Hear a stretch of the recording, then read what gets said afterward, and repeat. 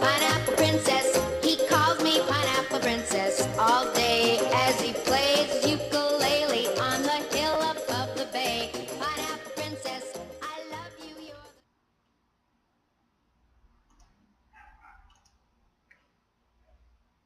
People have often asked me the best way to see Key West, gay style, and I'd have to say that the last time I went, I put together an itinerary for you to follow for your next trip to Key West on this next episode of Elegance and Sophistication.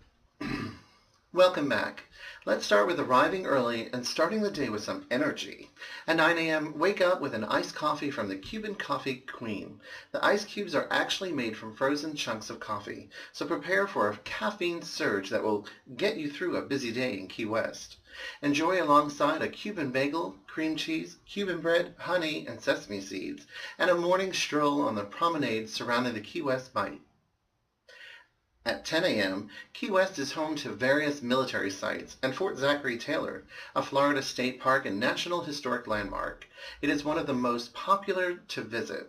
Wander through the Civil War era structure, admiring the cannons and well-preserved brick fortress. As you head to the beach just a few steps away, you might catch a glimpse of military boys training on a still active base. At 11:30 a.m., check out the Little White House for a healthy dose of politics. Built in 1890, the building was the winter White House for President Truman, who spent 175 days in Key West during his term. Immaculately preserved, explore the various rooms as well as surrounding grounds, which had been kept to look just like they did in the 1940s. Once you've gotten your fill of American history, take a more leisurely tour of the Key West Butterfly and Nature Conservatory.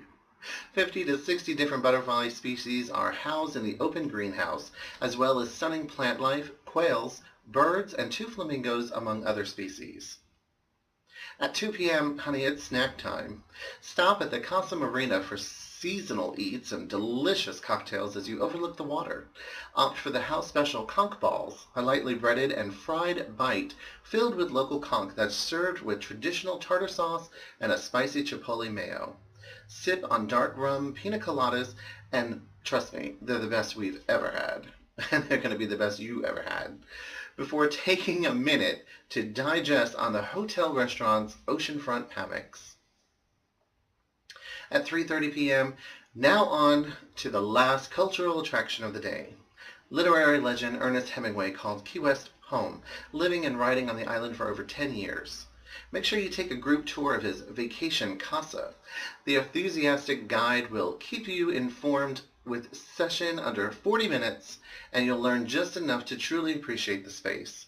Then, walk through various rooms on your own, outside pool area and the writer's studio, and enjoy it. Hemingway was obsessed with cats long before internet GIFs. So definitely play with one of the 6-toed felines. Yes, 6-toed felines who lounge all over the grounds all day. Must be nice. At 5 p.m., happy hour at the Island House, a favorite clothing-optional gay resort. It's unbeatable. The drinks are even free to the guests. Grab an app or two and lounge poolside with your cocktail. The hotel is centrally located for visitors and locals, and everyone who attends happy hour usually wants to strike up conversation. At 7 p.m., once you've warmed your palate with a couple of drinks, walk to Oour. It's a modern restaurant that serves up innovative Mediterranean-inspired flair. Everything Chef Michael Mosey cooks will set your taste buds off on a culinary rager. We particularly fell in love with the basialo croquettes, a light mix of potato and fish that's crispy fried, and the walnut-filled eggplant with pomegranate reduction. Sweet, earthy, perfect sauce to soak up a piece of fresh bread. Mwah! Between sips, of course, of refreshing white wine recommended by our server, we enjoyed the yellowtail snapper, whose potatoes, petite shrimp, and lemon caper butter left us satisfyingly full, but of course, still wanting more. At 9 p.m., it's the La Tida Historic Building. Yes, it has been the staple of Duval Street for many years, and for good reason. The hotel bar still hosts the coolest tea dance and the best cabaret shows in town. We caught an epic performance of Randy Roberts, who graced the stage as both Bette Midler and Cher. That left us in stitches. Sit back, relax, and try your best to chug through the 2-drink minimum between laughs. Oh, and by the way, just so you know, this is where Jaclyn St James honeymooned in the suite. Just so you know, a little bit of personal info. Okay, at 11 p.m., now it's time to hit Duval Street properly. Have a more relaxing drink at Aqua before heading to 801 Bourbon Bar for a drag show upstairs. Once midnight hits, it is off to Bourbon Street Pub where the fun will continue until early morning.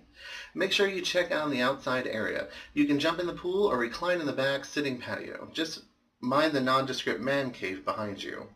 If you're craving late night eats or even a sauna, find your way back to the Island House where the food is 24/7 and the pools never stop running. All this in one day sure does take a lot out of you. Pack a bag, don't forget sunglasses and sunscreen, cash and credit, a hat and good pair of walking shoes, and enjoy Key West Jaclyn style. I do hope this helps you in seeing one of my favorite retreats, and hopefully soon to be yours. For Elegance Sophistication, I'm Jaclyn St James. Thanks for watching. Sweetest girl I've seen. Someday